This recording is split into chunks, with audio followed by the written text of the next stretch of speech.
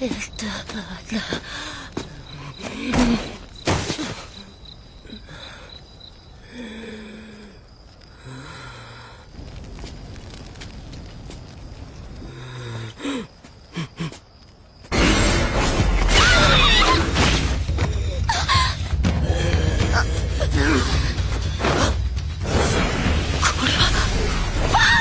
guys, and welcome back to Bread and Brew.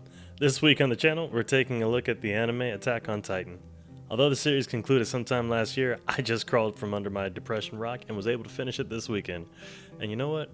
I hurt. To kick things off in this nightmarish universe, we're starting with the food and drink of the Paradise Island Devils. More specifically, Sasha's bread and the delicious wine generously provided by the nation of Marley. Without further ado, the bread. As Attack on Titan takes place in this steampunkish dystopian past, we're going to keep this recipe simple. Seeing as these guys are permanent members of the struggle bus, I'm assuming commercial yeast isn't readily available.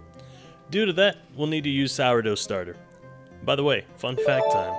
Back in the day, sourdough bread was just called bread. That's it. That's the fun fact. Anyway, that's what we'll be making. To start our simple rustic loaf, we're going to need some iffy quality flour, well water, sourdough starter, and the super expensive and hard to come by luxury, salt. I tried leaving out salt for immersion reasons, but after 4 disasters I decided that bread doesn't quite work without it. Pretend I robbed a street vendor or something.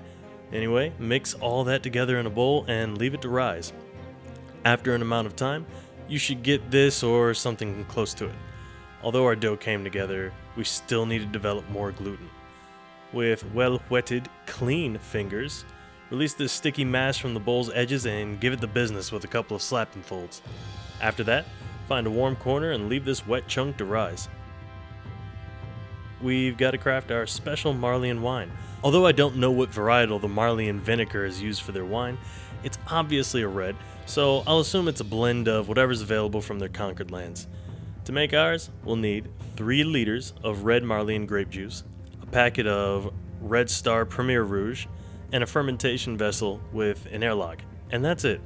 For anyone interested, this will become an actual wine. I don't know why people complicate this stuff. Humans have been making dizzy juice for thousands of years. It's pretty simple. The longer you let it sit, more sediment will drop out, and the flavor will develop into something more palatable. Anyway, after stepping down from my soapbox, I mixed everything together and let stepfather time do his thing. After about 30 to 60 days, it's time to bottle. But before we do, a couple of grams of Zeke's special spinal juice should give it the kick that those Eldian devils are accustomed to. I'll go ahead and just crush one of these up and add it to each bottle before filling. I gotta say, something about this just feels right. And there we have it, Marleyan wine, ready for any high-ranking, deserving member of the Paradise Island military. What's bread and wine without a bit of soup to warm the bones of the Paradise Island heroes? Throughout the series, I noticed the scouts and other military personnel are chowing down on some nondescript soup. Seeing as there's little to no meat available and no shortage of taverns, I assume it's made from barley leftovers from brewing and animal scraps from the interior. I just so happen to have some leftover barley from another video and scraps from some beef tallow, so let's get started on this abomination. First you want to render down the pre-rendered gristle into a small saucepan. After things start to get fragrant and a bit of fat releases, we're going to brown the barley hulls until the slightest hint of burning can be smelled. There's no seasoning or salt available in this hellhole, so this is how we develop flavor. And surprisingly, things don't smell too bad. Without tasting it, I'd assume this is the start of a nourishing and delicious soup. After everything is browned and roasty smelling, I added in a stock cube and enough water for 1 serving. I'm not proud of what's happening here, but it definitely looks the part. The odor coming off of the soup at this point shifts from burnished barley to acrid, burning chemicals and metal shavings. This is when I realized the hot plate instructions asked that I burn off the manufacturing oil for 30 minutes before first use. My dizziness and the voices in my head told me not to worry, so I didn't, and after this came up to a simmer, it was time to serve. Time to plate up our Paradise Island feast.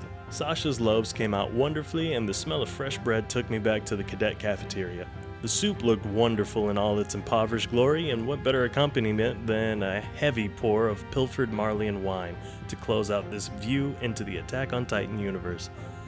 Thank you so much for joining me for dinner, and let me know in the comments what you'd like to see next time on Bread and Brew. Until then, cheers.